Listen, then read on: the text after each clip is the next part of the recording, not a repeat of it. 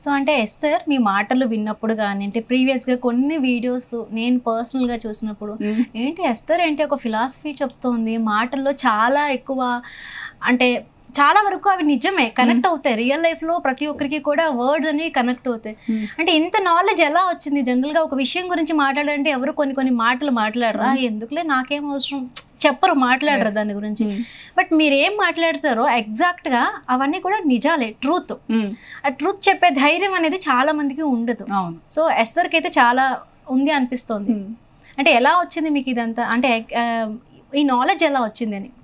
Knowledge one ఏంటంటే నేను only child నాకు బ్రదర్ సిస్టర్స్ లేరు సో నేను చిన్నప్పుడు ఏది క్వశ్చన్ ఉన్నా వెళ్ళి నా పేరెంట్స్తోనే అడగాలి అండ్ నా పేరెంట్స్ ఎప్పుడు ఏది కూడా నా నుంచి దాచుకోలేదు నేను ఎప్పుడు అడిగితే నాకు ఆ ఏజ్కి అర్థమయ్యేలాగా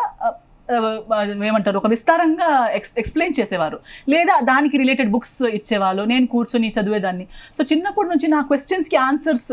ఎన్ని వై అని అడిగినా ఆ వైకి మూసుకొని అదిగా టైం లేదు అలా చెప్పకుండా ప్రతిదానికి ఆన్సర్ ఇస్తూ నాకు ఎక్స్పోజర్ ఇచ్చారు నేను ట్రావెల్ ఎక్కువ చేశాను నేను పుట్టింది పెరిగింది బహ్రెయిన్లో మళ్ళీ మ్యాంగ్లూర్లో ఒక 3rd to 10th స్టాండర్డ్ తర్వాత బాంబే తర్వాత ఇక్కడ హైదరాబాద్ సో చాలా ప్లేసెస్కి వెళ్ళి స్టే చేసి ఆ కల్చర్స్ నాకు ఎక్కడ వెళ్ళినా నేను కలిసిపోతాను వాళ్ళతో అడగడం కానీ క్వశ్చన్స్ అడగడం ఇది ఎందుకు అలా అది ఎందుకు ఇలా లాంగ్వేజెస్ నేర్చుకుంటాను సో ఆ నేర్చుకునే అర్జ్ నాకు లోపల నుంచి ఎప్పుడూ ఉంది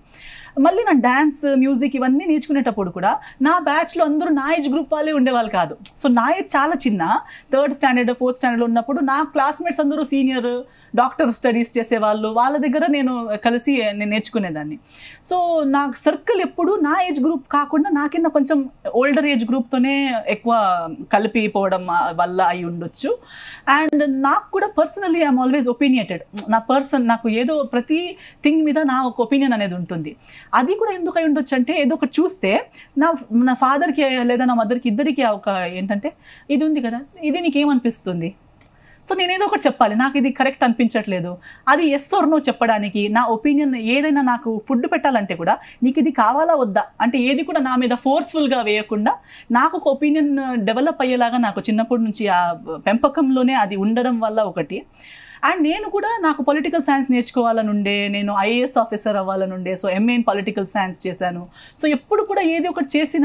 చూసినా నాకు నాది ఒకటి చెప్పాలని ఉంటుంది అది నాకు అప్పుడు అవకాశం లేకపోయినా నేను మైండ్లో పెట్టుంటాను ఓకే ఎందుకు ఈ మనిషి అవకాశం ఉంటే కూడా ఎందుకు ఈ మాట మాట్లాడలేదు ఎందుకు ఈ విషయం చెప్పలేదు నాకైతే అవకాశం వస్తే నేను చెప్పేదాన్ని అండ్ నేను చెప్తాను నేను ఎప్పుడైనా ఈ పాయింట్ మీద నాకు ఎవరైనా అడిగితే I will definitely bring this topic అనే ఒక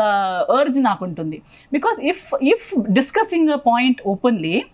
విచ్ ఈస్ సోషల్ నెసెసిటీ ఇప్పుడు నేను మాట్లాడేది మీరు చెప్పినట్టు నేను చెప్పిన దాంట్లో నలుగురు అమ్మాయిలకి కూడా కనెక్ట్ అయ్యే పాయింట్ ఉంది నలుగురు అబ్బాయిలకి కూడా కనెక్ట్ అయ్యే పాయింట్ ఉంది లేక ఒక ఎంటైర్ జనరేషన్కి కనెక్ట్ అయ్యే ఒక పాయింట్ ఉంది ఎవరికో ఒకరికి హెల్ప్ అయిపోతుంది అది వినడం వల్ల వాళ్ళకి లైఫ్లో ఒక డైరెక్షన్ కానీ ఒక క్లారిటీ వచ్చే అవకాశం ఉంటే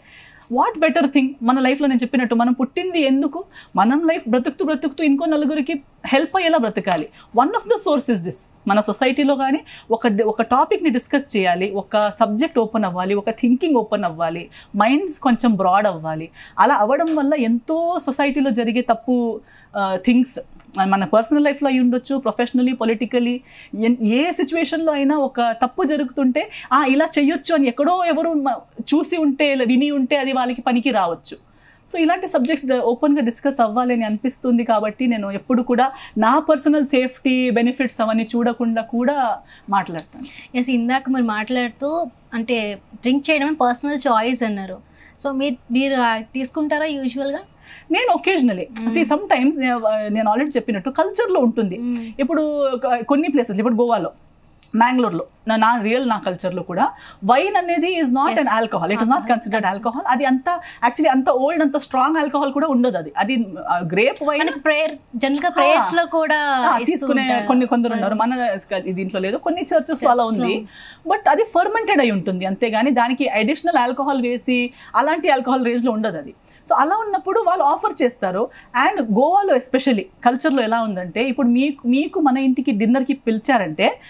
it is inviting you into my circle. So కలిసి మనం ఇప్పుడు ఐ థింక్ ఇస్లాం కల్చర్లో కూడా ఉంది, ఒక్క ప్లేట్తో అందరూ తినడం అంటే అది మీకు నేను చాలా దగ్గర అని ఫీల్ అవుతున్నాను కాబట్టి పిలుస్తున్నాను. కలిసి ఒక డ్రింక్ తాగామంటే అది డ్రింకింగ్ ఇంపార్టెంట్ కాదు, బట్ కలిసి పంచుకున్నాం, ఒక డ్రింక్ షేర్ చేసుకున్నాము, ఒక ఫుడ్ షేర్ చేసుకున్నాం అంటే మీరు నాకు అంత దగ్గర, మీకు నాకు అంత క్లోజ్ అనే చూపించుకునే ఒక విధానం అనమాట అది. సో అలాంటి టైంలో నేను వద్దని చెప్తే అది డ్రింకింగ్కి నువ్వు అని చెప్పిన ఒకే పాయింట్ అయినా culturally also it means I don't want to be so close to you.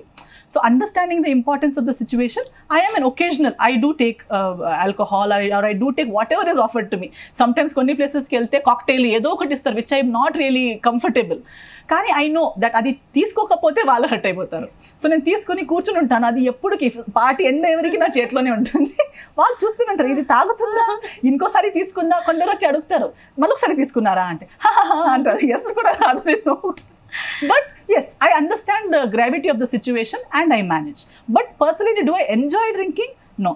I don't enjoy, నాకు ఇష్టం అనేది లేదు.